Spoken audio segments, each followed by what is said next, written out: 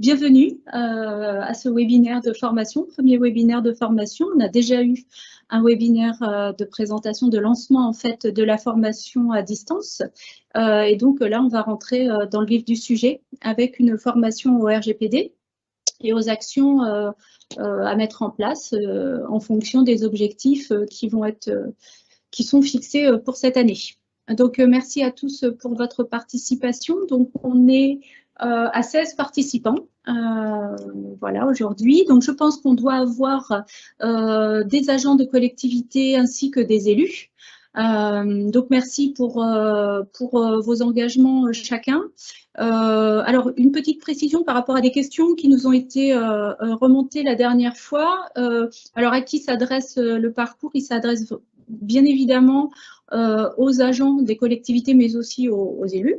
Donc, au contraire, même ce qui est important, c'est d'avoir un binôme élu-agent sur cette mise en place en fait du RGPD, puisqu'on va avoir besoin de vos rôles respectifs dans la démarche, dans la mise en place de la démarche. Donc, on va commencer. Alors, je vais faire un petit rappel très rapide. Je l'avais fait déjà la dernière fois, mais peut-être que tout le monde n'a pas pu participer au webinaire de lancement. Donc, l'équipe confiance numérique de Soluris et plus particulièrement l'équipe RGPD est composée en fait de 3 personnes. Donc, Damien, le responsable du service, Thibaut Georgeon, qui est juriste à la protection des données et qui est ici présent et qui s'occupe de toute l'organisation, ainsi que de répondre à vos questions dans le fil de la discussion. Et puis moi-même, donc Lisa Croiset, conseillère formatrice RGPD. Dans tous les cas, vous voyez à l'écran s'affiche l'adresse mail dpd@soluris.fr. C'est vraiment l'adresse, on est tous les 3 destinataires de vos demandes, donc c'est vraiment l'adresse à retenir pour toutes vos questions, qu'elles soient techniques ou des questions de contenu. Sur la première diapo, on avait noté que c'était un parcours pilote. Donc, je le reprécise, on fait des tests un petit peu sur la méthode ainsi que les moyens techniques et le contenu. Donc, bien évidemment, on sera content en fait d'avoir vos retours par rapport à ça. Donc, si vous avez, il y a un problème de son, non, c'est bon. Si vous avez vraiment des remarques sur ce qui ne convient pas, ou même ce qui convient d'ailleurs, savoir ce qu'on garde et ce qu'on ne garde pas, bien vous êtes les bienvenus pour ces retours-là, sachant que nous, l'idée, c'est vraiment de pouvoir déployer à l'ensemble de nos adhérents en septembre ce parcours-là. Donc, on en est à la première vraie étape, c'est-à-dire le webinaire de formation. Elle sera suivie de 3 webinaires d'échange pour lesquels, en fait, on attendra des questions et puis on traitera par thématique en fonction des questions qui sont demandées ou on approfondira un sujet en fonction de vos demandes. Et puis, il y aura un dernier webinaire qui, lui, vraiment fera un bilan, en fait, de vos avancements dans la mise en conformité. Alors, le plan d'aujourd'hui, alors on est ensemble pendant 1h30. J'espère que ça ne sera pas trop long.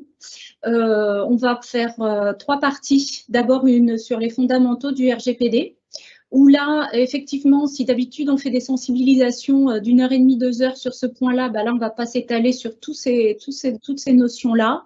Pour ceux qui le souhaitent, on fera une sensibilisation plus approfondie qui durera là pour le coup 1h30 le 15 juin, c'est ça Thibaut?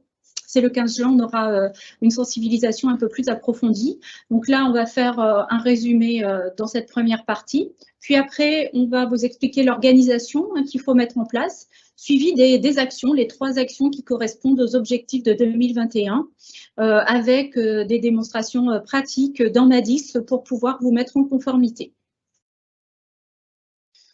Alors, donc Thibaut qui est avec moi aujourd'hui, t'hésiteras pas Thibaut à me faire remonter s'il y a des questions qui peuvent être, qui sont posées et qui peuvent alimenter en fait la formation d'aujourd'hui. Sinon, si on a trop de questions ou si on peut pas répondre dans le détail à certaines questions, eh bien, on les gardera justement pour alimenter nos prochains webinaires. Alors, Alors, c'est parti sur la première partie et sur les fondamentaux. Donc, le RGPD, Règlement général sur la protection des données, c'est donc un règlement européen qui est adopté depuis avril 2016 et qui est applicable depuis le 25 mai 2018 dans tous les pays membres de l'Union européenne. Ça veut dire que toutes les entreprises, collectivités, associations de l'Union européenne sont concernées par ce RGPD, mais pas seulement, puisque en fait, toutes les organisations qui traitent de données à caractère personnel de résidents européens sont concernées par ce règlement. Donc, le spectre est large. Dans chaque pays membre de l'Union européenne, il y a des lois en fait nationales qui peuvent compléter ce règlement. Et c'est le cas notamment de la loi informatique et liberté, alors qui est de 78, mais qui a été réécrite en 2018 et en vigueur depuis le 1er juin 2019 et qui vient compléter justement ce RGPD. Alors, elle a été réécrite pour correspondre au règlement européen, puis aussi pour apporter justement la fameuse marge de manœuvre que l'on peut apporter. C'est notamment le cas de la majorité numérique, par exemple, qui est c'est 13 ans dans le RGPD, et puis en France, en fait, on l'a notifié à 15 ans. Donc, le but du règlement général sur la protection des données et de la loi informatique et liberté, c'est de venir en fait encadrer et protéger les traitements de données à caractère personnel. Eh bien, la première chose à faire, c'est de définir ce que c'est une donnée à caractère personnel. C'est tout ce qui permet d'identifier une personne physique, donc identification directe ou indirecte. À l'écran, vous avez en fait un petit lien qui vous permettra en fait d'accéder à une petite vidéo qui a été faite par la CNIL et qui permet d'expliquer simplement ce que c'est qu'une donnée à caractère personnel.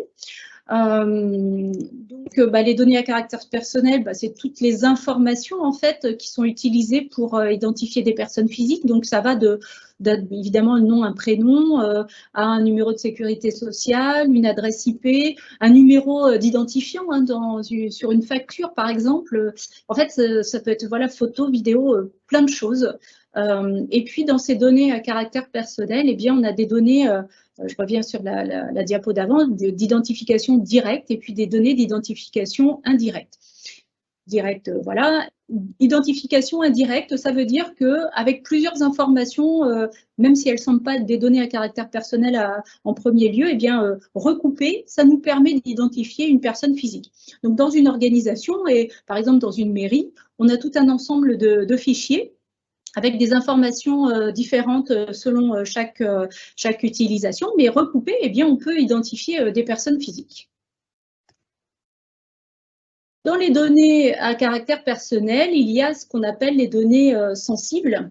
Et ces données sensibles, c'est tout ce qui touche l'origine raciale ou ethnique, les opinions politiques, philosophiques ou religieuses, l'appartenance syndicale, les données de santé, la vie sexuelle.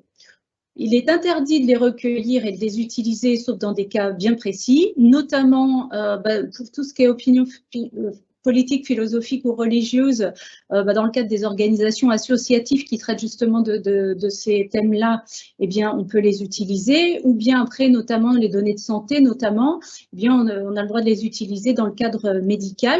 Sinon, de manière générale, ces données-là, ces données sensibles, on peut les utiliser si on a le consentement des personnes. Alors, de préférence, un consentement écrit, même si ce n'est pas clairement indiqué dans le RGPD, mais comme il est indiqué qu'il faut pouvoir prouver qu'on a recueilli le consentement, eh bien, il vaut mieux que ce soit de manière écrite.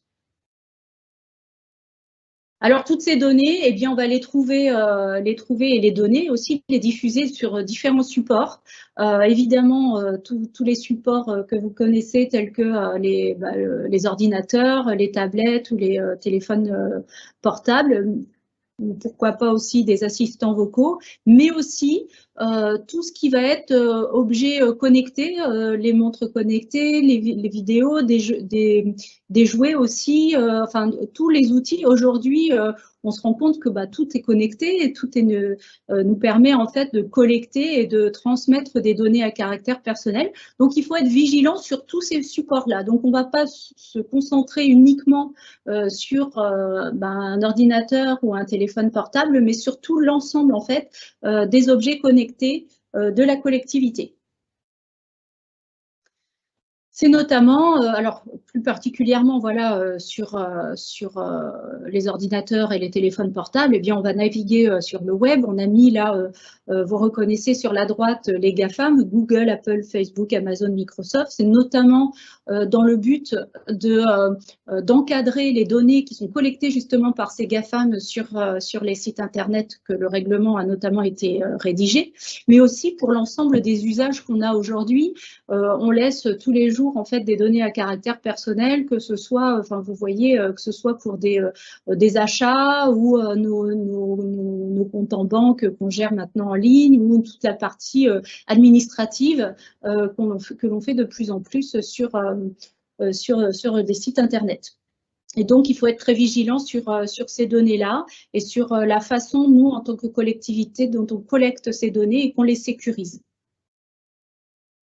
Donc, au niveau de la collectivité, eh bien, on va avoir les mêmes supports que dans la vie privée, hein, et puis on va devoir recenser. C'est l'objet en fait du registre des traitements de données à caractère personnel qui va nous exiger en fait que l'on recense les traitements de données à caractère personnel. Les traitements, ça va être l'état civil, la facturation, la paye, la vidéosurveillance, etc.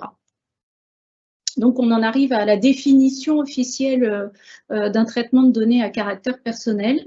Donc, c'est toute opération ou tout ensemble d'opérations effectuées ou non à l'aide de procédés automatisés ou appliqués à des données ou des ensembles de données à caractère personnel, tels que, et là, vous voyez toutes les utilisations en fait des données, c'est-à-dire la collecte, l'enregistrement, l'organisation, la structuration, conservation, la consultation, l'utilisation, etc. Donc, toutes les utilisations de données à caractère personnel, ce sont des traitements. Et donc, le premier travail que l'on va faire, qu'on va devoir faire pour se mettre en conformité, c'est de recenser toutes ces utilisations de données à caractère personnel qu'on a dans notre collectivité. Alors, pour la plupart d'entre vous, ça a déjà été fait, mais là, il va falloir revérifier qu'on est toujours sur les mêmes utilisations, les mêmes usages de ces données à caractère personnel. Alors, on parle beaucoup de support numérique. On va sur les ordinateurs, effectivement, ça va être là qu'on va chercher le plus. On va regarder évidemment dans tout ce qui est logiciel, ça va être le plus simple en fait à gérer, puisque ça va être facile de regarder quelles sont les utilisations dans les logiciels. Mais on va devoir regarder également sur les tableurs Excel. Vous avez peut-être dans certains services une petite base de données ou une ou plusieurs bases de données. Est-ce que tu as ton son activé de son ordinateur? Pourquoi? Parce qu'il y a… Apparemment, certaines personnes l'entendent le son en double. Alors, excusez-moi, il y a un problème de son a priori. Son en double. Peut-être ton retour d'ordinateur qui est activé. Alors, du coup, je suis obligée de me… Alors, excusez-moi, on fait une petite pause. Je vais regarder par rapport au son d'ordinateur. Hop. Il faut que je le désactive, du coup. Bah ouais. Apparemment, il entend en double. J'ai pas mon micro d'activer, donc c'est pas normal. Alors, tu peux me dire, est-ce que c'est là? Parce que là, j'en ai un périphérique, mais si je l'enlève… Ça? Oui. Alors, est-ce que vous m'entendez toujours? Tu peux me dire, Thibaut, si ça fonctionne? Ouais.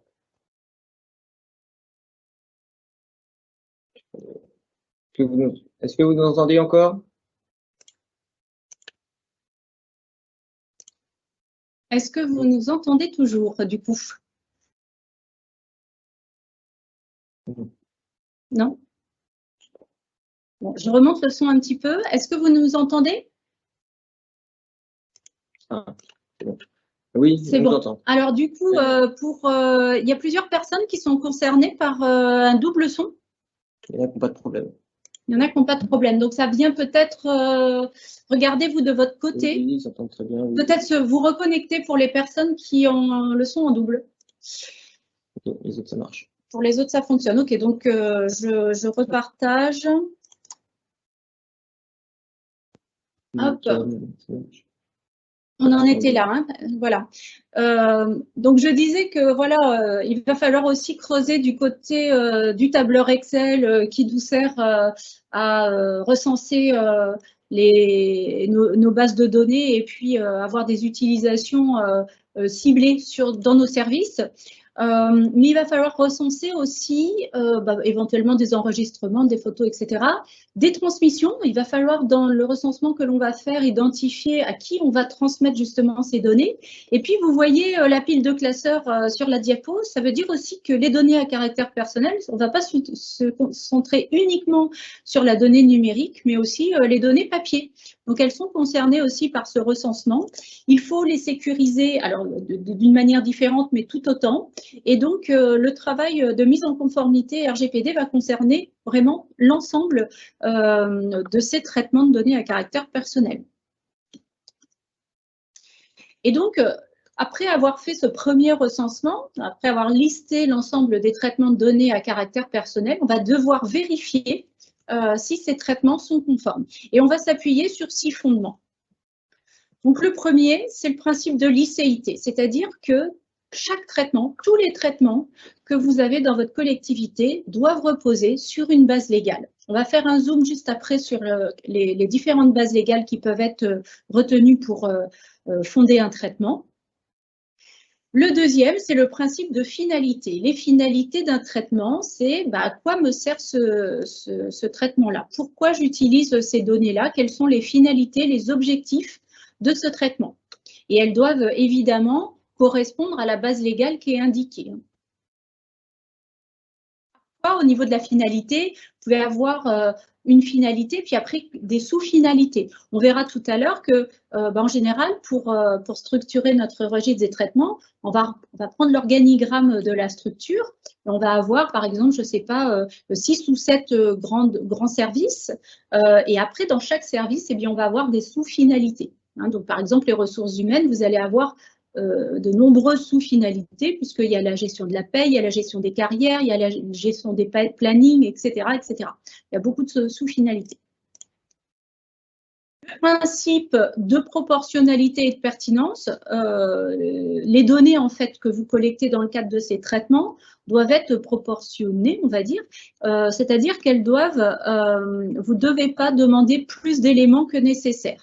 Et donc, lorsqu'on va faire ce recensement dans les fiches de registre, on va devoir s'assurer qu'effectivement, on ne demande pas trop d'éléments.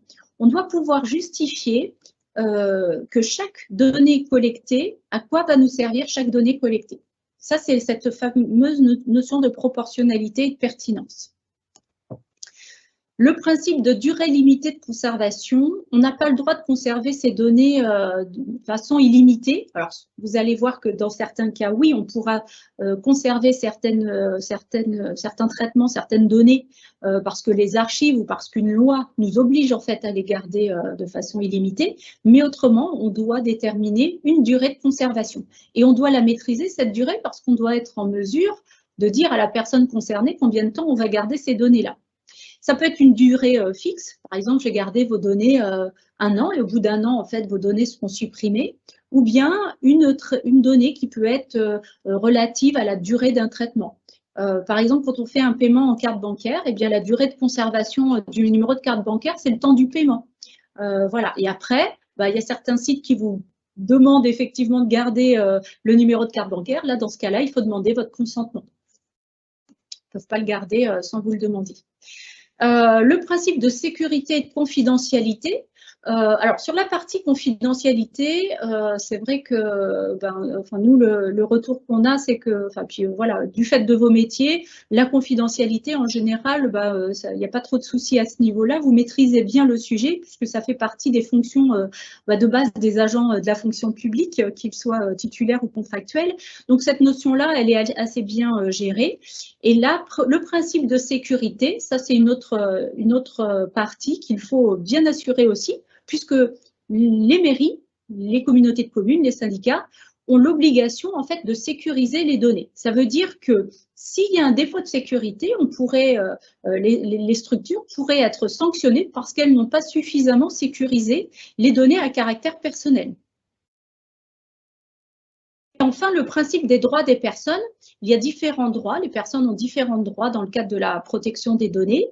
Vous devez systématiquement les informer de ces droits-là, de l'ensemble des droits qu'ils ont et de la façon dont ils peuvent les exercer dans la structure. Donc, ça veut dire que lorsqu'on informe de ces droits, eh bien, on doit être organisé pour pouvoir y répondre si les personnes veulent exercer leurs droits. Petit zoom donc par rapport aux 6 fondements dont je viens de vous parler et surtout le principe de licéité. Un traitement pour être légal doit reposer sur, on doit savoir sur quelle base légale est fondé le traitement. Et les différentes bases légales, ça va être d'abord l'exécution d'un contrat. On est dans le cadre d'un contrat de bail, dans le cadre d'un contrat d'embauche. Et donc, on n'a pas besoin de demander le consentement dans ce cadre-là des personnes concernées, puisque le contrat, en fait, permet déjà de collecter des données à caractère personnel dans un cadre. Le respect d'une obligation légale, on va voir d'ailleurs que dans la majorité en fait, des traitements que vous avez dans votre collectivité, on va être dans cette base légale-là. L'obligation légale, vous êtes obligé de faire un traitement, vous êtes de collecter certaines données, donc il y a un texte qui vous oblige à le faire. Donc dans ce cadre-là, vous n'êtes pas obligé de demander le consentement des personnes concernées.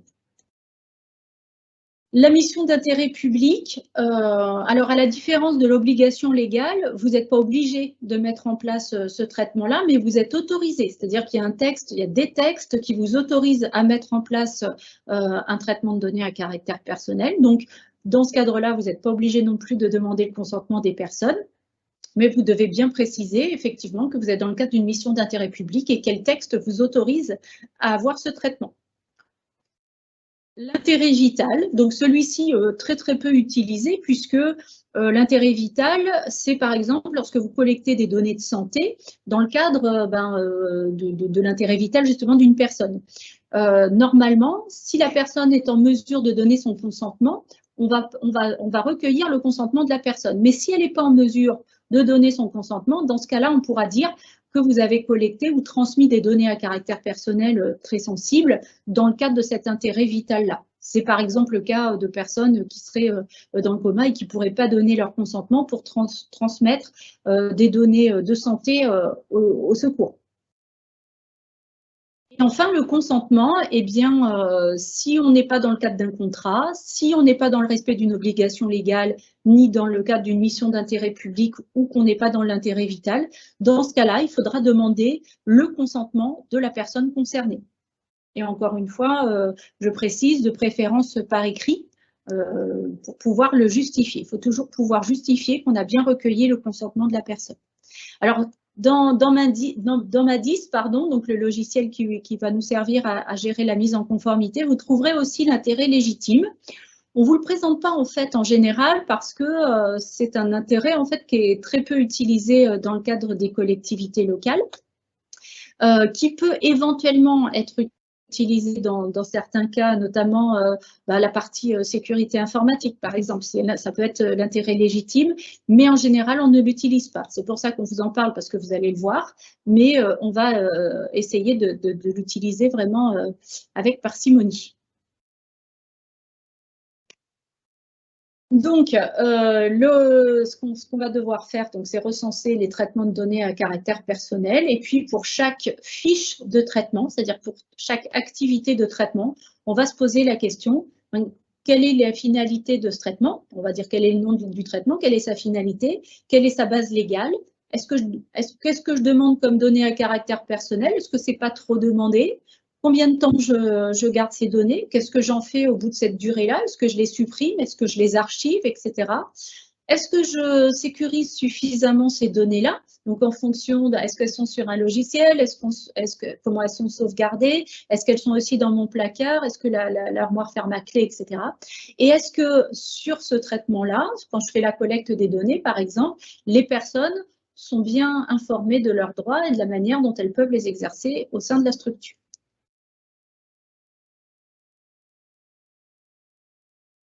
Alors, pour orchestrer toute cette mise en conformité, voilà, il y a un certain nombre d'acteurs. Donc, la personne concernée, c'est celle qui est concernée par le traitement des données à caractère personnel. Donc, c'est celle qui va Ça va être par exemple vos administrés, mais ça peut être aussi les salariés, ça peut être aussi des élus. Enfin, c'est toute personne qui va être concernée par des données d'un traitement spécifique.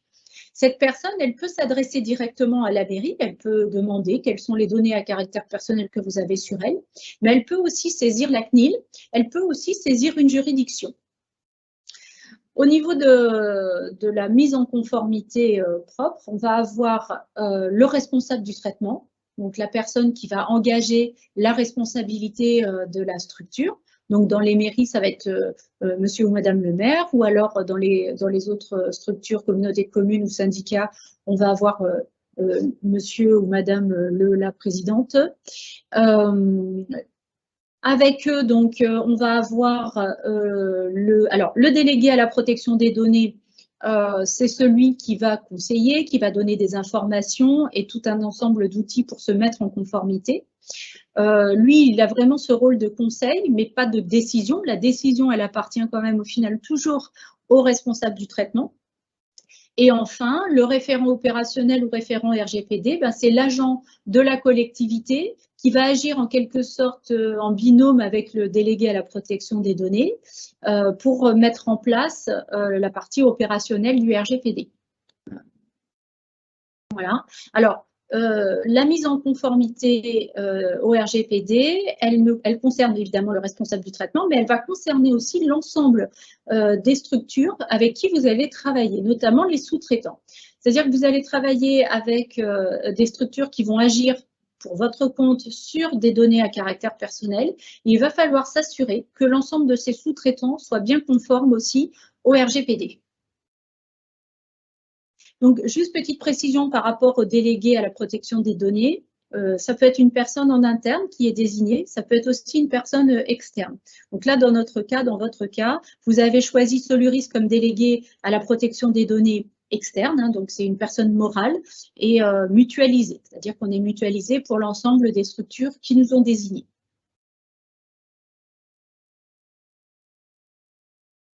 Alors, tout à l'heure, je vous parlais justement des droits des personnes concernées. Il y a différents droits. Les personnes peuvent exercer leur droit d'accès. Le droit d'accès, c'est que les personnes vont pouvoir demander quelles sont les données à caractère personnel que vous avez sur elles, de façon ciblée ou de façon plus générale sur l'ensemble de votre collectivité. Le droit de rectification, donc bon, peut-être qu'en faisant ce droit d'accès, la personne peut se rendre compte qu'il y a des erreurs et donc exiger qu'elles soient rectifiées. Donc là, si elles sont rectifiées chez vous, il faut vous assurer aussi que vos sous-traitants aient bien les modifications qui ont été faites. Le droit à l'effacement, donc vous pouvez, enfin, la personne concernée peut demander à ce que certaines données soient effacées. On va voir qu'on ne peut pas effacer toutes les données, hein, ça va dépendre aussi de la base légale. D'où l'intérêt de bien maîtriser le registre des traitements. Le droit à la limitation du traitement, bon, ben là, c'est la suspension en fait du traitement de données à caractère personnel dans le cadre d'un litige. Donc, par exemple, une photo qui a été publiée, il y a un litige autour de ça. Dans l'attente d'une décision, en fait, eh bien, il va falloir suspendre la diffusion quand c'est possible. Le droit d'opposition, les personnes peuvent s'opposer aussi à un traitement, dans certains cas aussi particuliers. Le droit à la portabilité, c'est la demande en fait de transposer en fait les données à caractère personnel d'une structure à l'autre. C'est par exemple ce que vous faites quand vous changez d'opérateur téléphonique avec le fameux RIO, le relevé d'identité opérateur. Avec ce simple numéro, eh bien, vous pouvez changer d'opérateur sans être obligé de refaire, de remplir des formulaires avec toutes vos données à caractère personnel. Le droit de retirer son consentement, vous devez pouvoir permettre aux personnes concernées de retirer leur consentement de la même manière, aussi simplement, aussi facilement qu'elles ont donné leur consentement. Et enfin, le droit de saisir une autorité de contrôle. Vous devez aussi indiquer aux personnes quelle est l'autorité de contrôle qui peut être saisie en cas de litige. Donc là, en l'occurrence, c'est la CNIL. Donc tous ces droits, systématiquement, les personnes concernées doivent être informées qu'elles ont tous ces droits-là et elles doivent être aussi informées de la manière dont elles peuvent exercer ces droits au sein de votre structure. Alors, on ne rentre pas trop dans les détails justement parce qu'on est en train de faire des vidéos justement pour vous expliquer de façon un peu plus approfondie l'exercice des droits. Vous avez également dans la fac un tableau des droits des personnes concernées qui vous permettront d'y voir plus clair en fonction des différentes utilisations des données.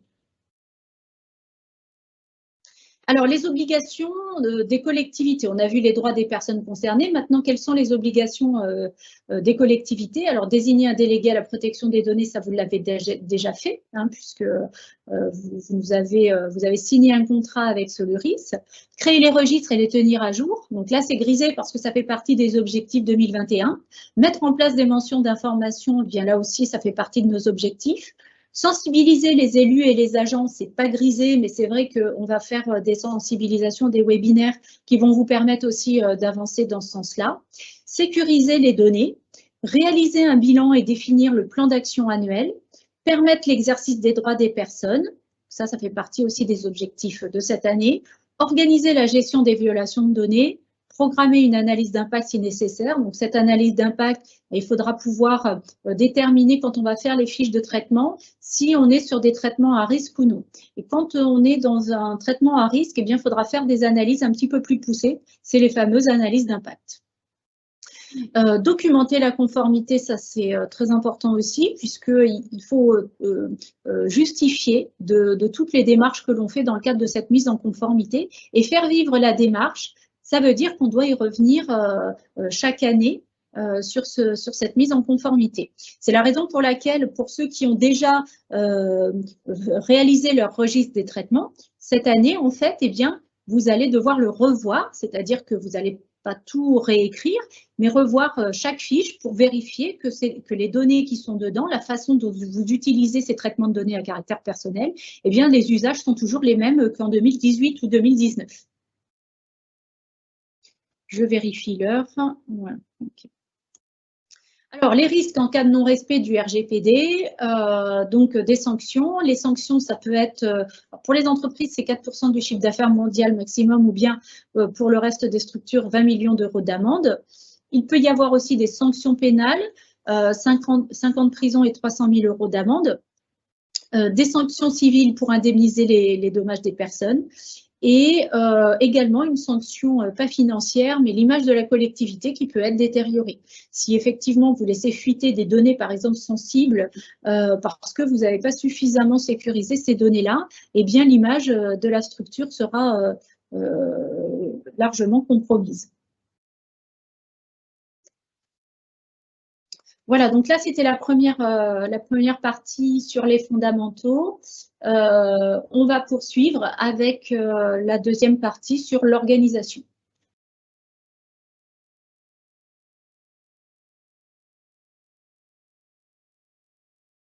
Alors, au niveau de la méthode, on vous a déjà montré ce petit schéma. On va alterner donc des webinaires d'échange. Aujourd'hui, le webinaire de formation, on va vous donner donc dans les grandes lignes comment il faut faire. Et puis, vous allez trouver sur le site internet des vidéos au fur et à mesure qui vont être… le site internet de Soluris va être alimenté au fur et à mesure de vidéos pour pouvoir avancer, progresser dans votre mise en conformité. Donc, à chaque fois, les webinaires d'échange, ils sont là pour répondre aux questions que vous allez vous poser lorsque vous allez aller dans Madis pour mettre en place, par exemple, votre registre des traitements. Vous allez regarder les petites vidéos et puis, ça va certainement générer des questions ou des besoins d'approfondissement. Donc, dans ce cas-là, il faudra nous poser les questions au fur et à mesure via l'adresse mail dpd@soluris.fr. Donc, on va alterner vidéo, webinaire d'échange pendant 3 fois et puis à la fin, donc, un webinaire de bilan. Les objectifs, donc 3 grands objectifs qui pourront être élargis en fonction de votre avancement. C'est-à-dire que le registre des traitements, donc pour ceux qui sont là et qui n'ont jamais fait de formation en 2018 ou 2019-2020, on va peut-être se limiter qu'au registre des traitements. Donc, ça veut dire que le registre des sous-traitants, bien, si vous avez le temps de le faire, vous le ferez. Si vous ne pouvez pas, ça fera l'objet en fait d'une autre formation. Pour ceux qui sont déjà avancés, par contre, je vous recommande effectivement de réviser aussi le registre des sous-traitants. Les mentions sur vos formulaires et sites web, là c'est pareil, hein, vous n'êtes pas tous avancés de la même manière, donc soit revoir les mentions, soit c'est fait, donc bon, bah, c'est parfait, on va un petit peu plus loin. Le site web, donc vraiment, là il va falloir vraiment vérifier la conformité des sites web, ça fait partie des choses effectivement qui peuvent être contrôlées cette année par la CNIL. Et puis votre organisation pour répondre aux exercices de droit des personnes. Donc, ce sont les 3 grands objectifs. Et donc, l'échéance, normalement, c'est dans 3 mois. Alors, nous, là, sur la phase pilote, on est plus sur un tout petit peu plus de 2 mois d'échéance, mais voilà, l'idée, c'était de faire quelque chose dans un temps court. Alors, même si c'est vrai que c'est difficile de se mobiliser sur des temps aussi courts, l'idée, et par expérience, du coup, c'est vraiment de rester dans la dynamique. Si on étale trop, en fait, la formation, ben après, on risque de perdre cette fameuse dynamique.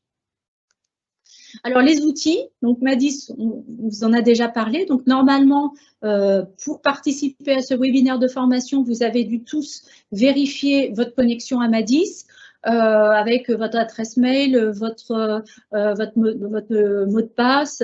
Vous avez dû vérifier les coordonnées de la collectivité, les noms du responsable du traitement, les coordonnées du référent RGPD, etc., etc. Pour la majorité, je pense que c'est bon, c'est fait, puisqu'on a reçu pas mal de modifications. Hein, donc, ça, c'est vraiment la première étape à faire.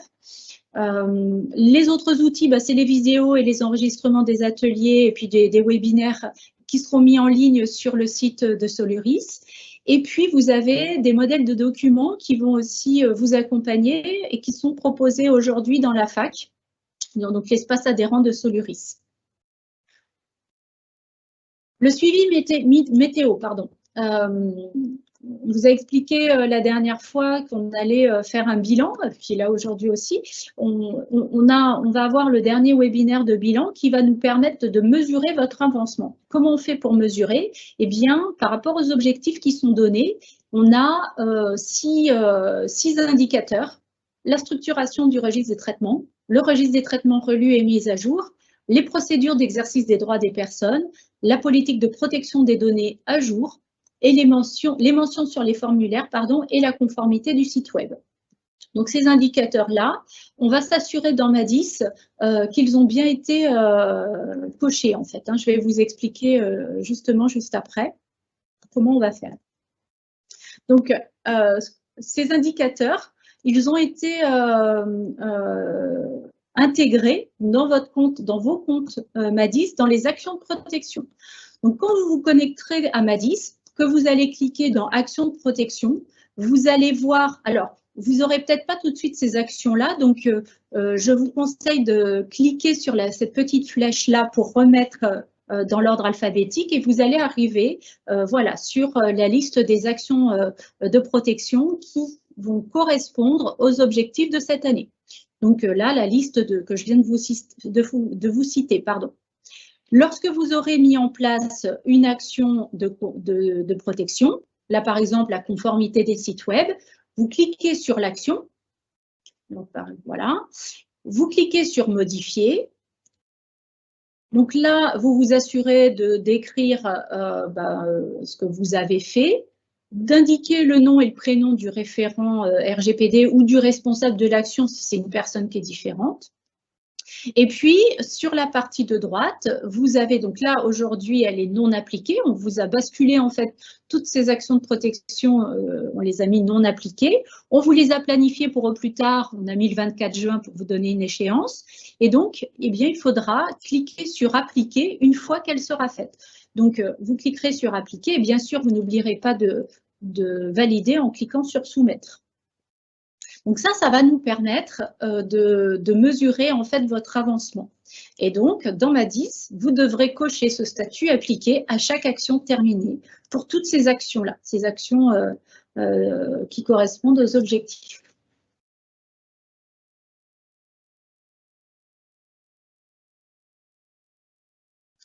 Alors, les fameuses actions. Donc, 3 objectifs, 3 actions. Alors, la première chose qu'on vous recommande de faire, c'est de planifier. de planifier, parce que vous allez avoir les webinaires que vous avez peut-être déjà inscrits dans vos agendas. Prévoyez des temps en fait de travail entre ces webinaires-là pour pouvoir agir dans Madis et pouvoir aussi poser vos questions si jamais vous voyez qu'il y a quelque chose qui ne va pas. La première action, on en a déjà parlé, c'est la connexion à Madis, login, mot de passe. Donc ça, normalement, c'est fait. Et donc, la première action, ça va être le registre, le fameux registre des traitements. C'est le pilier, en fait, de la mise en conformité au RGPD parce que ce registre va vous permettre, en fait, de recenser, de faire le diagnostic, en fait, de votre collectivité au niveau des traitements de données à caractère personnel. Donc, dans ce registre, eh bien, on doit avoir les acteurs du traitement, les catégories de données qui sont traitées, c'est-à-dire, moi, je collecte un nom, un prénom, une adresse, un email, un numéro de téléphone, etc. Les finalités et la base légale du traitement, les destinataires internes et externes à qui je vais envoyer les données à caractère personnel, j'envoie au service compta, j'envoie au service RH, je ne sais pas, et externe, je l'envoie en copie à des prestataires ou à des institutions. Les sous-traitants qui vont travailler sur ce traitement, éventuellement, il n'y a pas toujours des sous-traitants, les durées de conservation et les mesures de sécurité. Ça, c'est vraiment le minimum. Donc, je vous ai mis à côté vidéo responsabilité. Pour chaque thématique, eh bien, vous retrouverez au fil de l'eau pendant cette formation eh bien, des vidéos qui vont vous permettre justement de travailler sur ces fiches de traitement. Alors, il y a aussi, en plus des vidéos, voilà, quand je marque FAQ et je vous mets les références des fiches, c'est des fiches qui vont vous permettre aussi d'alimenter les traitements. Alors, donc, comment structurer votre registre de traitement? Donc, la première étape, c'est ça.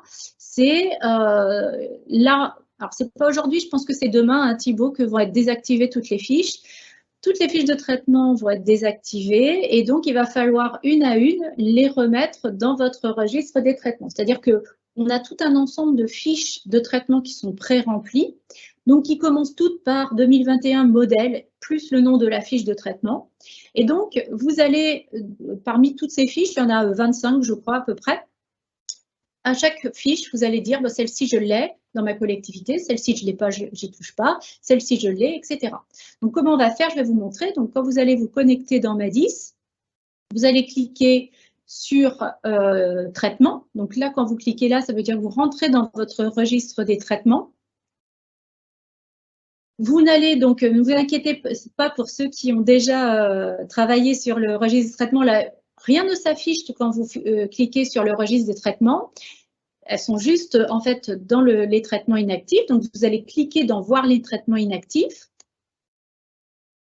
Donc, voilà, les fiches seront désactivées à partir du 18. Et là, vous allez avoir tout un ensemble de fiches. Alors, vous allez en avoir plus a priori, ceux qui ont déjà travaillé sur le registre, puisque là, tout ce qui est 2021 modèle, c'est le modèle sur lequel on a retravaillé en fait avec Thibaut pour vous proposer une organisation plus cohérente par rapport au retour d'expérience qu'on a eu durant les premières formations. Donc, bien parmi ces fiches, à chaque fois, il va falloir les activer.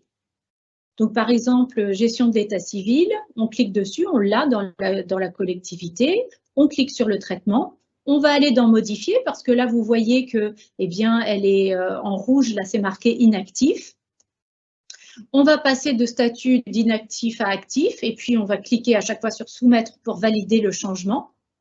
Et après, quand on retourne dans traitement, eh bien, on verra qu'il s'affiche en fait dans la liste des traitements de données à caractère personnel. Et c'est comme ça en fait qu'on va constituer, qu'on va structurer notre registre des traitements. Donc après, quand on retournera dans la fiche, eh bien, le statut aura changé, il sera donc actif. Et donc, votre première action et le premier objectif, c'est d'activer toutes les fiches qui correspondent à vos activités, mais aussi d'ajouter des nouvelles fiches. C'est-à-dire que parmi toutes les propositions qu'on vous a faites, peut-être qu'il y a des traitements que vous faites et qui ne sont pas dedans.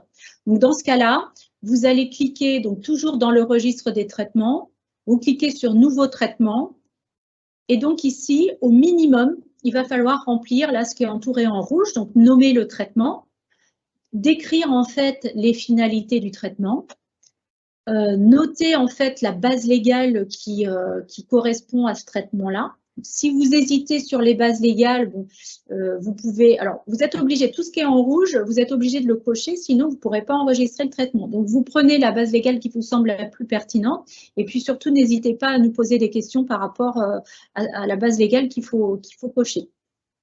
Et puis ici, les personnes concernées, quelles sont les personnes concernées par ce traitement? Est-ce que ce sont des administrés? Dans ce cas-là, vous pouvez cocher particulier. Est-ce qu'il y a aussi des agents? Est-ce qu'il y a des élus? Donc là, il faudra vraiment remplir ces éléments-là. Et puis après, bien sûr, alors ça, c'est vraiment le minimum pour structurer le registre des traitements. Après, il va falloir faire ce travail de relecture et de recensement en fait dans chaque case. Hein, mais dans un premier temps, pour structurer, on se limite à ces 4 points-là. Alors, on va rentrer dans le détail justement d'une fiche de traitement. Une fois que vous avez structuré votre registre, alors là, quand vous arrivez sur une fiche et que vous voyez la présentation comme ça, là, vous êtes en mode lecture. Donc là, ça veut dire que vous ne pouvez faire aucune modification. Donc, pour le changer, il faut penser à cocher sur « Modifier ». Et puis, vous arrivez voilà, sur une présentation comme ça. Là, vous êtes en mode modification. Donc, on note ici le nom, les finalités. Donc, ici, en tant que, vous allez avoir 3 possibilités, responsable de traitement, responsabilité conjointe ou sous-traitant. Donc, la majorité des cas, vous allez être responsable de traitement. Il faudra cocher ici, enfin, définir votre rôle dans le cadre de cette fiche-là. Le gestionnaire, donc là, c'est le gestionnaire qui va être en charge de cette, alors non seulement de cette fiche, mais de la mise en place en fait des actions dans le service. Donc, ça va être peut-être souvent le référent opérationnel ou référent RGPD, mais ça peut être aussi le nom d'un responsable de service en fait qui aura la responsabilité de cette partie-là dans son service. Le statut, donc, vous cochez bien actif. La base légale, on en a parlé, donc vous avez des vidéos qui vont vous permettre de savoir de quelle base légale il s'agit. À chaque fois, on va vous demander de justifier la base légale. Donc, sur toutes les fiches qu'on vous a proposées, on a fait la recherche, effectivement, Thibaut a fait ce travail en fait, de recherche juridique pour vous proposer les bases légales qui correspondent à votre traitement. Ensuite, vous avez les catégories de données. Donc là, quand vous cliquez dans cette fenêtre ici, vous avez les différentes catégories de données qui s'affichent. Donc, il faut cocher en fait celles qui correspondent à votre utilisation. Je collecte un nom, un prénom, une date et lieu de naissance, etc. S'il y a des cases qui sont déjà précochées, mais que vous n'utilisez pas ces données-là, dans ce cas-là, vous les décochez. Et ainsi de suite. Et si jamais vraiment il manque des données à caractère personnel dans la liste, eh bien vous avez juste en dessous autre catégorie, une petite fenêtre avec du texte possible. Vous rajoutez les données à caractère personnel que vous collectez. Destination, vous avez la catégorie de destinataire. Donc là, vous devez noter à qui sont envoyées ces données-là. Donc, ça peut être de services en interne. Ça peut être aussi bien, voilà, des institutions ou des partenaires extérieurs. Ensuite, vous avez les sous-traitants. Donc là, pas de panique pour ceux qui commencent juste. Si vous n'avez rien ici, c'est normal. Vous n'avez pas une liste de sous-traitants puisqu'il faut la définir en amont. Donc, je vous propose dans un premier temps de passer sur cette partie-là. Et pour ceux qui ont déjà en fait recensé les sous-traitants de leur collectivité, eh bien, vous pouvez cocher les sous-traitants qui sont rattachés à ce traitement et rajouter peut-être dans votre registre des sous-traitants les nouveaux sous-traitants et enlever peut-être ceux avec qui vous ne travaillez plus. S'il y a des questions par rapport à ça, n'hésitez pas, hein, même les personnes en fait qui n'ont jamais fait la formation, si vous souhaitez quand même avancer sur le registre des sous-traitants, n'hésitez pas à nous poser la question, on pourra faire un zoom dessus s'il faut. Sachant que d'ailleurs pour les sous-traitants, il y a quand même des vidéos qui vont expliquer en fait le rôle en fait de ce sous-traitant, donc peut-être que ça vous permettra d'avancer en plus sur ce registre-là. Au niveau des sous-traitants, bon là par exemple, on voit qu'on a coché deux sous-traitants, celui qui fait les reliures des registres et puis Soluris par exemple. Ensuite, vous avez une case qui s'appelle traitement spécifique, qui correspond en fait aux critères qui vont vous permettre de déterminer si justement on est sur un traitement à risque. Et donc, un traitement qui dit traitement à risque dit peut-être une analyse d'impact sur la protection des données. Donc là, vous cochez effectivement, eh bien, si vous êtes dans le cadre de personnes vulnérables, c'est par exemple des personnes, des mineurs, des personnes âgées ou des personnes en situation sociale particulière, par exemple, ou bien des salariés aussi qui sont des personnes vulnérables au sens du RGPD. Voilà, surveillance systématique, c'est par exemple s'il y a de la vidéosurveillance en permanence, ça peut être de la surveillance systématique. Collecte à large échelle, est-ce que vous collectez vraiment des données à large échelle, c'est-à-dire au moins au niveau régional? Croisement de données, est-ce que vous croisez des données qui viennent de différents fichiers pour alimenter cette base de données? Évaluation ou notation, donc là c'est dans le cadre d'un système automatisé, donc on n'est pas sur l'évaluation annuelle des agents, hein, on est vraiment sur une évaluation automatisée. Décision automatisée avec effet juridique, donc là je pense que vous aurez rarement ce cas-là, hein, c'est par exemple le cas de certaines décisions automatisées pour des prêts bancaires ou des assurances, par exemple. Et exclusion automatique d'un service, ça va aussi avec cet exemple-là, c'est est-ce que voilà, vous faites un système automatisé en ligne qui exclurait automatiquement d'un service ou d'un contrat. Et enfin, usage innovant.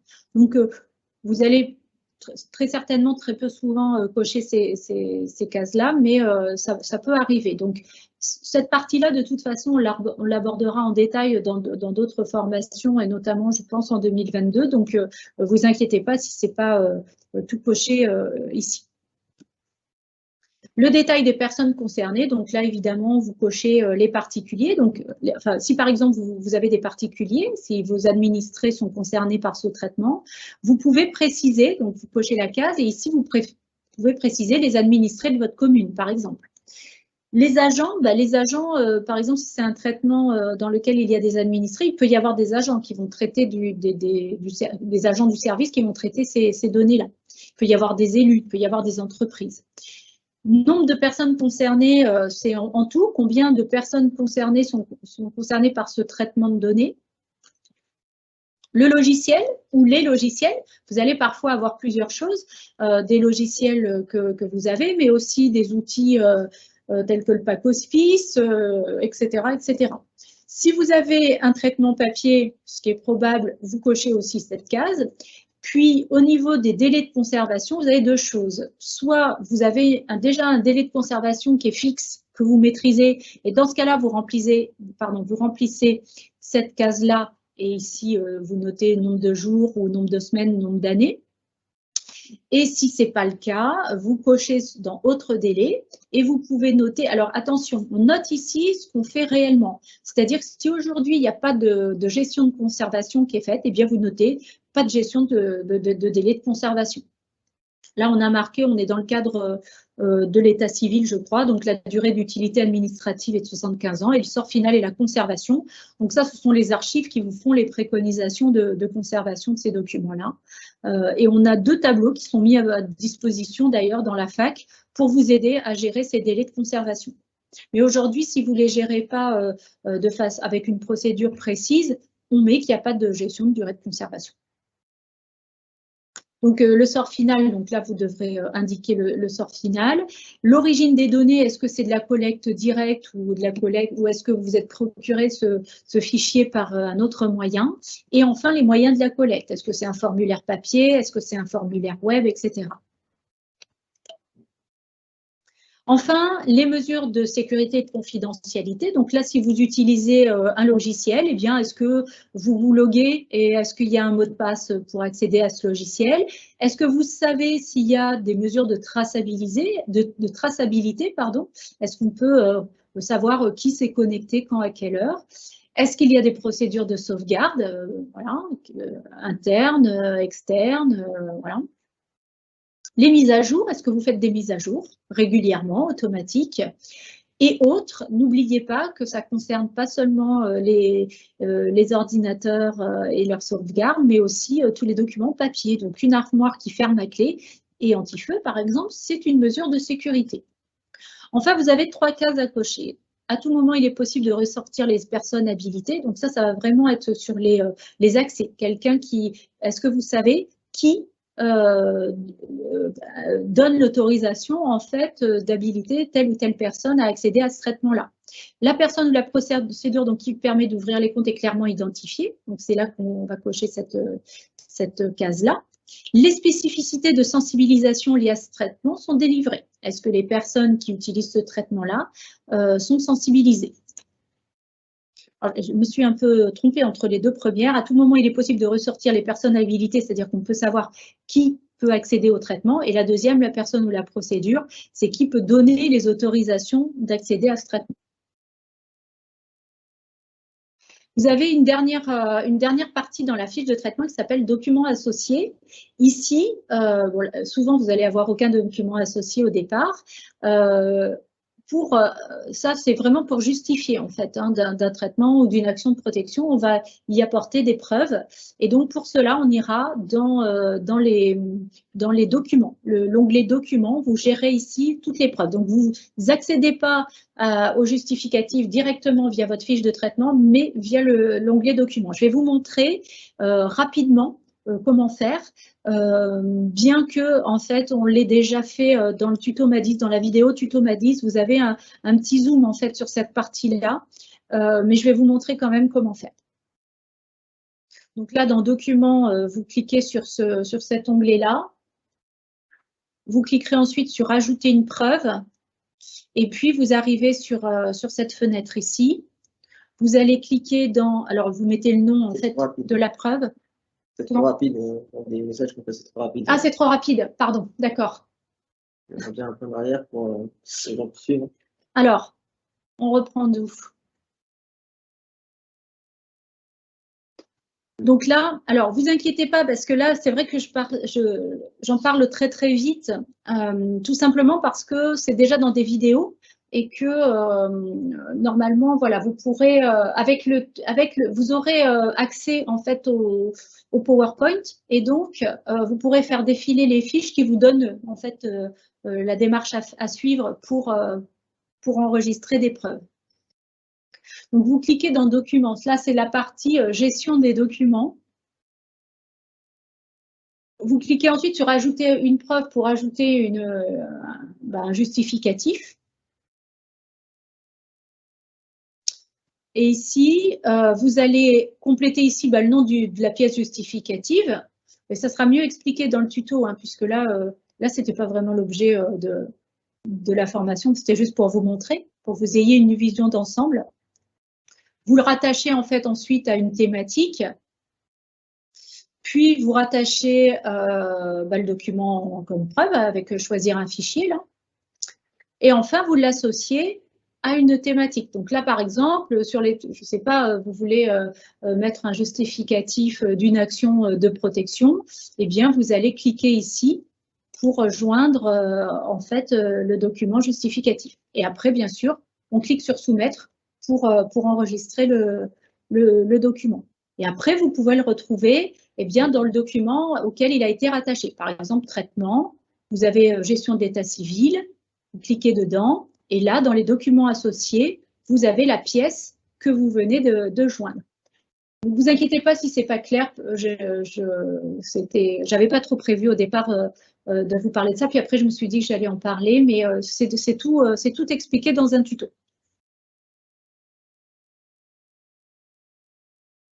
Donc, en bas de chaque fiche, vous avez l'historique avec la date de création et la dernière mise à jour.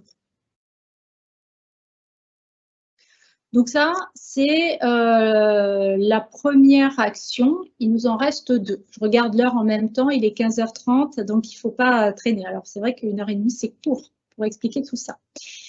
La deuxième action… Alors, il y a une question. Je m'en occupe. C'est bon, tu t'en occupes, ok. Alors, en fait, s'il y a des questions, Thibaut, qui peuvent profiter aux autres, n'hésite pas. C'est-à-dire que si c'est une question qui peut peut-être, la réponse peut peut-être aider les autres. Mettre des preuves pour les sous-traitants dans la partie documents. Oui, on peut mettre des preuves pour les sous-traitants. Ouais. Dans la partie documents, tout à fait. Ouais. Voilà, c'est en fait ici, je vous montre, vous avez la partie orange, la association. Vous pouvez ajouter une preuve pour le registre des traitements, pour le registre des sous-traitants, les actions de protection, les demandes de personnes concernées, les violations de données. Donc, vous pouvez justifier… Par exemple, une attestation de conformité d'un sous-traitant qui affirme qu'il est conforme au RGPD. Suffit de trouver dans quelle catégorie c'est. Il doit y avoir un document contrat ou attestation, ou, etc. Et vous le reliez, donc vous reliez le document au sous-traitant. Et après, quand vous cliquerez sur le sous-traitant, vous pouvez retrouver ce document et il sera enregistré. Voilà. On retrouve à chaque fois documents associés, les documents qui ont été intégrés en fait dans le logiciel. Alors la deuxième partie, mention et conformité du site web.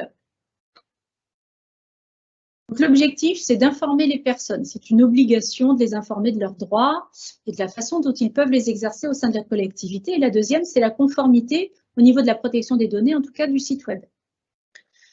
Donc, pour informer les personnes concernées, il y a deux moyens qui sont complémentaires et pas l'un ou l'autre. Hein. C'est en permanence. Et donc ça, on va le faire en général avec ce qu'on appelle la politique de protection des données, qui peut être consultable en mairie et disponible sur le site Internet si vous avez un site Internet. Mais sans oublier que même si vous avez cette politique de protection des données, il va falloir préciser à chaque collecte les mentions obligatoires d'information sur vos formulaires papier ou les formulaires sur Internet. Donc, pour cela, vous avez des vidéos qu'on va mettre à disposition aussi sur le site de Soluris qui s'appelle « Les mentions sur les formulaires » et puis une autre vidéo qui va concerner la fameuse politique de protection des données. Et puis, pour alimenter en fait ces vidéos et avoir un support concret, vous avez dans l'espace adhérent les fiches RGPD 8 et 9 et 13 d'ailleurs. 8 et 9, elles correspondent à des exemples de mentions d'information et 13, c'est la politique de protection des données, si je ne me trompe pas, dans les nombres. Voilà, la politique de protection des données, c'est un document dans lequel vous expliquez que vous collectez des données et que vous les communiquez parfois à des tiers, quand c'est nécessaire uniquement. Vous expliquez dans ce document que vous protégez les données. Vous décrivez tous les droits dont on a parlé tout à l'heure et que, par exemple, vous pouvez les exercer, que les personnes concernées peuvent les exercer en envoyant, par exemple, un email à accueil@mairie.fr, par exemple. En ce qui concerne, alors je ne rentre pas dans le détail puisqu'il y a des vidéos qui sont là pour vraiment rentrer dans le détail de ces mentions et politiques de protection. En ce qui concerne la conformité du site web, là c'est pareil. On a une vidéo qui vous sera proposée et qui va vous permettre de checker en fait la conformité du site web. Et on a aussi une checklist justement papier qui est déjà sur la FAQ, enfin l'espace adhérent de Soluris, et qui vous permet de vérifier si votre site web est conforme. Donc, dans les grandes lignes, eh bien, on va vérifier que dedans, vous avez bien l'identité et les coordonnées du responsable du traitement, les finalités des traitements, les destinataires ou catégories de destinataires, les durées de conservation, les droits des personnes, le contact en interne, et le droit d'introduire une réclamation. Donc, c'est ce qu'on a déjà vu. Alors, j'ai rajouté, alors là, il n'y a pas tout parce qu'il y a aussi les mentions facultatives, mais je ne rentre pas dans les détails aujourd'hui. Mais pensez aussi à l'existence de cookies pour le site Internet et de recueil de consentement pour ces fameux cookies, puisque justement, c'est l'objet de contrôle en fait cette année par la CNIL.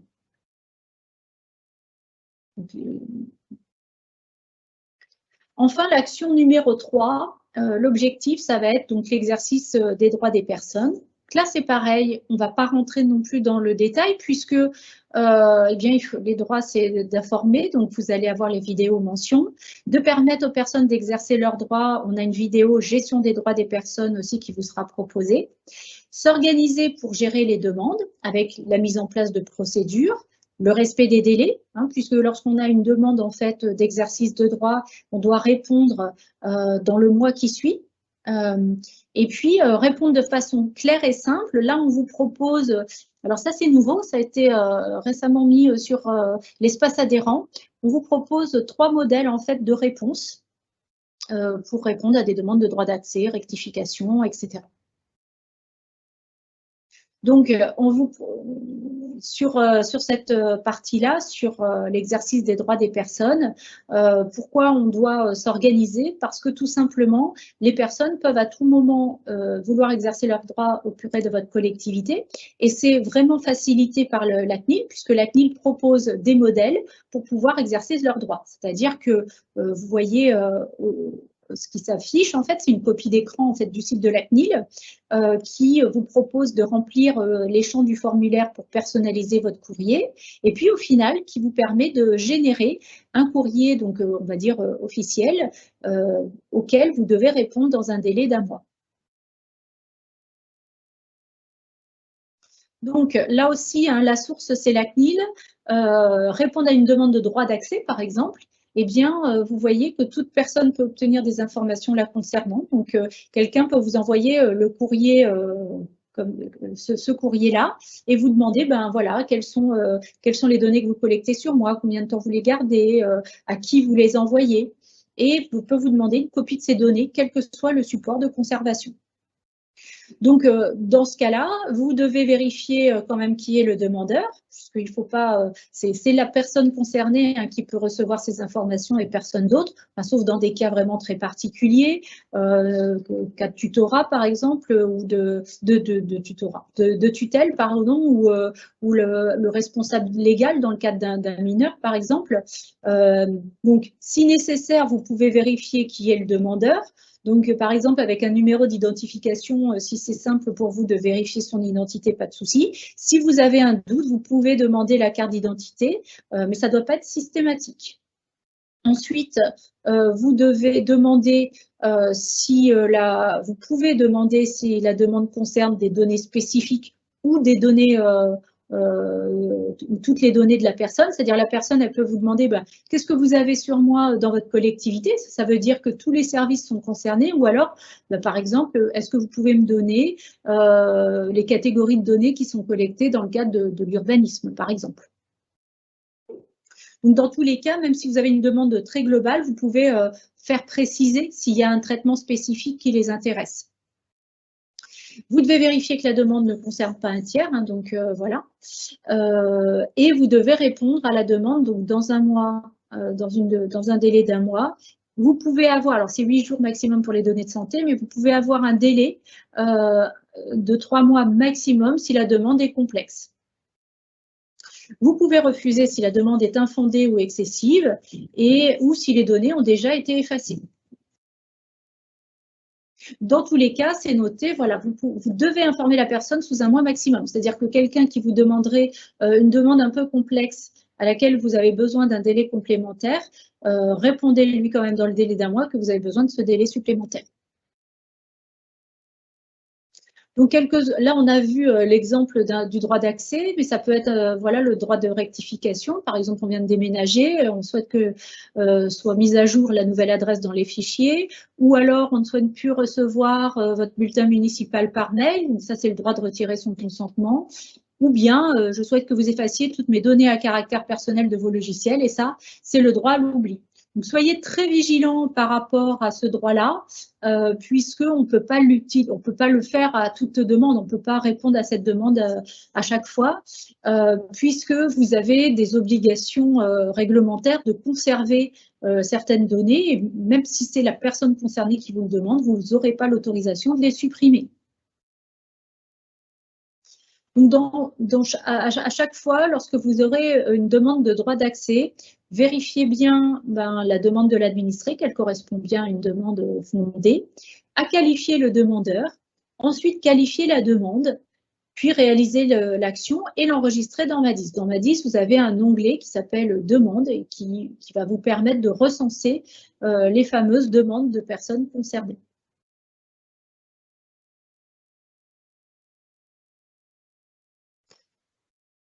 Donc voilà, vous avez l'onglet « Demande ». Vous cliquez sur « Nouvelle demande ». Et puis là, vous avez voilà, cette fenêtre qui s'ouvre et vous devez remplir l'objet de la demande, si la demande a été bien explicite, la date de la demande, le motif éventuellement. Et puis après, vous devez cocher effectivement les 3 étapes. Est-ce que la demande est complète? Le demandeur légitime, la demande légitime. Puis, ça, c'est la réponse, la deuxième partie. Qu'est-ce que vous avez fait comme réponse? Est-ce que c'est toujours à traiter ou est-ce que la réponse est déjà faite? Qu'est-ce que vous avez apporté comme réponse? Quelle date pour vérifier que vous êtes bien dans les délais? Et le moyen de la réponse. À chaque fois, évidemment, vous devez cliquer sur soumettre. Donc, la partie de droite, je ne rentre pas dans le détail puisque c'est l'identité du demandeur et de la personne concernée, qui sont bien souvent la même personne. Voilà, donc ça, il faut le recenser. Voilà, donc là, c'est à vous. Alors, j'ai été peut-être un petit peu vite, effectivement.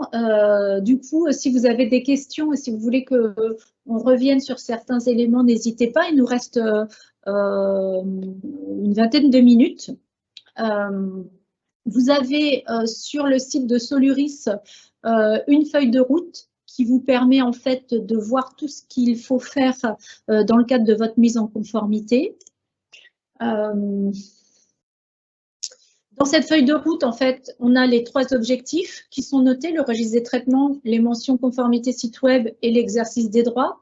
Et à chaque fois, vous aurez en fait les actions à faire. Donc, par exemple, registre des traitements, il va falloir activer les fiches qui correspondent aux activités de votre collectivité, créer des nouvelles fiches qui ne seraient pas dans la liste, relire chaque fiche et les modifier en fonction des utilisations dans votre collectivité. Pour vous aider dans le registre de traitement, vous allez avoir des vidéos. Alors, vous avez, je ne sais plus, c'est 5 ou 6 vidéos qui correspondent aux finalités et bases légales, au consentement, le contrat, l'obligation légale, la mission d'intérêt public. Vous avez des vidéos aussi sur les différentes responsabilités, les rôles de chacun. Vous avez aussi le tuto MADIS. Donc, voilà, pour le registre des traitements, vous avez ces éléments-là qui vont vous aider. Pour les mentions et conformité site web, il manque un R, vous avez à faire les formulaires de collecte de données. Donc, vous devez déjà, dans un premier temps, recenser les pratiques internes, proposer un modèle de formulaire en incluant donc les mentions. Donc là, pour ça, on a des modèles. Vous devez rédiger la politique de protection des données sur la base du modèle, par exemple, qu'on vous propose, et puis la faire valider, puis la mettre à disposition à l'accueil et sur le site web. Et donc, pour ça, vous avez des modèles en Word qui vont vous permettre de réaliser cela avec les vidéos complémentaires. Et enfin, pour l'exercice des droits, la première chose avant de rédiger peut-être la procédure, c'est de sensibiliser les responsables de service à la protection des données, leur expliquer le processus d'exercice des droits, parce que si vous avez une demande, ça dépend de la taille de votre collectivité, mais si vous avez une demande, eh bien peut-être qu'il faudra s'adresser, si c'est une demande sur toute la collectivité, aux responsables de service pour pouvoir leur demander de vous remettre ces éléments-là, puisque le délai est quand même assez court pour pouvoir répondre. Donc les sensibiliser et puis après rédiger la procédure de réponse à l'exercice des droits et la partager avec ces fameux responsables de service. Vous avez des modèles de réponse aux demandes et vous avez aussi des vidéos qui vont vous permettre alors, de sensibiliser les personnes. Vous avez une petite vidéo sur la fac qui peut vous permettre de sensibiliser l'ensemble des agents de la collectivité. Ça fait 3 minutes et demie. Ça permet d'écrire en gros le rôle du RGPD. Et puis, une vidéo aussi sur la gestion des droits des personnes qui vous sera proposée. Voilà, donc à chaque fois, pour chaque thématique, vous allez avoir des modèles de documents et des vidéos explicatives. Et vous retrouvez les vidéos donc, sur le site de Soluris et les documents sur la fac, l'espace adhérent. Donc, on est bien conscient que le contenu est très condensé. Et donc, c'est pour ça qu'il y a 3 webinaires d'échange qui vont avoir lieu prochainement. Donc, un le 8 juin, un le 16, un le 24. On va essayer de les ranger par thématique, mais si vous voyez que, si vous considérez qu'il faut s'attarder plus, par exemple, sur le registre des traitements, eh bien, on traitera plus du registre des traitements, il n'y a pas de souci. Mais on va essayer, dans un premier temps, de recenser les questions par thématique. Vous pouvez toutes les envoyer maintenant, il n'y a pas de souci. Nous, on les rangera en fonction. Donc, registre des traitements, mention et conformité, exercice des droits. Alors, on a mis une option pour une 4e date, parce que peut-être que la date du webinaire du 16 juin ne sera peut-être pas possible. On vous tiendra bien sûr au courant. Mais en tout cas, on prévoit quand même, prévoyez dans vos agendas de la remplacer par le 30 juin au cas où, et on vous tient très très vite au courant. Voilà, donc vous avez la date du webinaire et la date de recensement des questions. Alors surtout pour le premier webinaire, c'est important qu'on puisse vraiment trier vos demandes et vous proposer une formation dédiée ou un Zoom spécifique par rapport à vos questions. Vous devez les envoyer donc à notre adresse mail dpd@soluris.fr.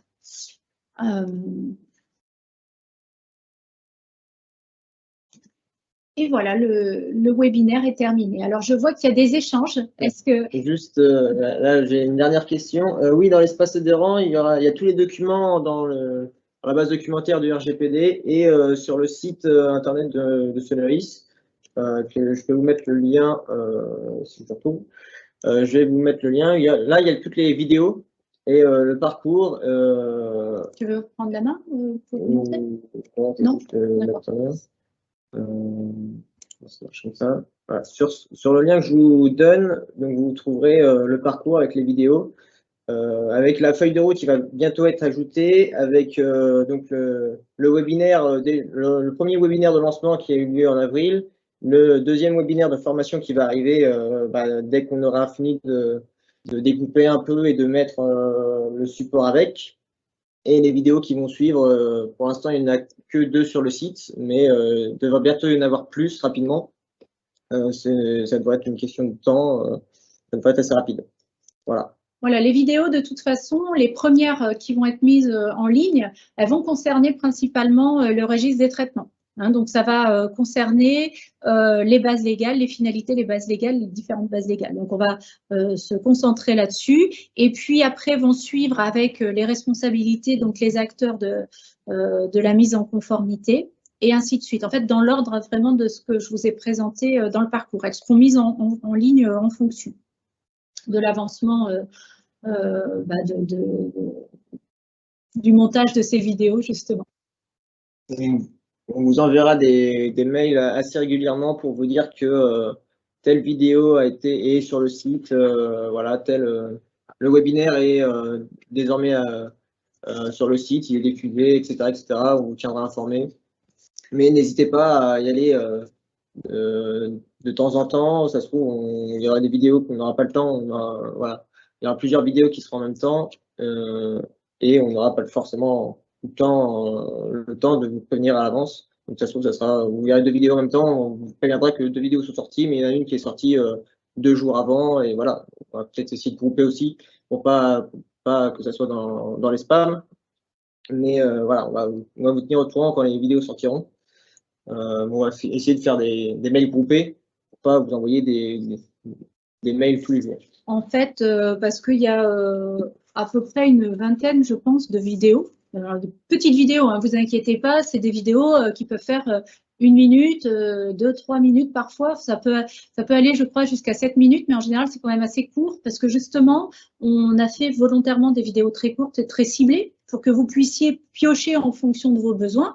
C'est-à-dire pour certains, peut-être qu'il n'y aura pas besoin de revoir les bases légales ou pas besoin de revoir les rôles et responsabilités. Donc, ils iront piocher exactement sur la thématique qui les intéresse. Donc, c'est pour ça qu'il y a beaucoup, beaucoup de vidéos. Et donc, on va les mettre au fur et à mesure. C'est-à-dire qu'on a fait les enregistrements et il y a du montage à faire derrière. Et donc, du coup, on va les mettre au fur et à mesure. Mais ce que Thibaut, en fait, vous explique, c'est que je pense que voilà, il y aura peut-être 2 ou 3 mails d'information maximum, oui. Mais on ne va pas le faire à chaque vidéo. Autrement, vous allez recevoir une vingtaine de mails et on risque de passer dans les spams et ça serait bien embêtant.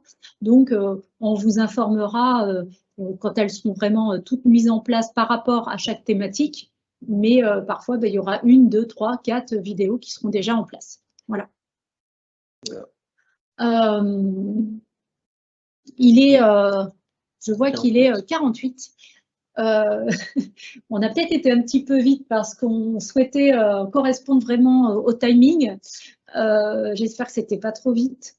Si vous avez des questions, si vous voulez qu'on revienne sur une thématique, on a encore du temps, donc n'hésitez pas. Si vous pouvez et que vous avez déjà rempli votre votre registre de traitement et que vous pouvez retrouver facilement vos fiches de traitement déjà modifiées, allez sur Madis aujourd'hui ou demain matin dans la matinée, parce que justement on va mettre toutes les fiches inactives. Donc il faudrait mettre une petite dans le nom du traitement une petite étoile ou quelque chose, un signe distinctif pour que vous puissiez les retrouver facilement, et un signe est réactivé dès que vous referez votre registre. Ouais. Bah, en fait, on a eu une demande dans ce sens-là, quelqu'un qui avait déjà en fait un registre structuré et qui s'inquiétait du fait qu'on désactive toutes les fiches. Bon, alors déjà, la première chose, les désactiver, ça ne veut pas dire les supprimer, donc ça se réactive facilement. Mais effectivement, faire un petit signe distinctif pour pouvoir les remettre, les réactiver facilement, ça peut être une solution pour vous simplifier un petit peu la vie là-dessus. Nous, on est obligé de faire ça et on est obligé de le faire pour tout le monde parce que ça va nous permettre de mesurer. On vous a montré justement tout à l'heure les indicateurs. Ça va nous permettre de mesurer votre avancement. Nous, on va regarder dans Madis ce qui est fait au fur et à mesure.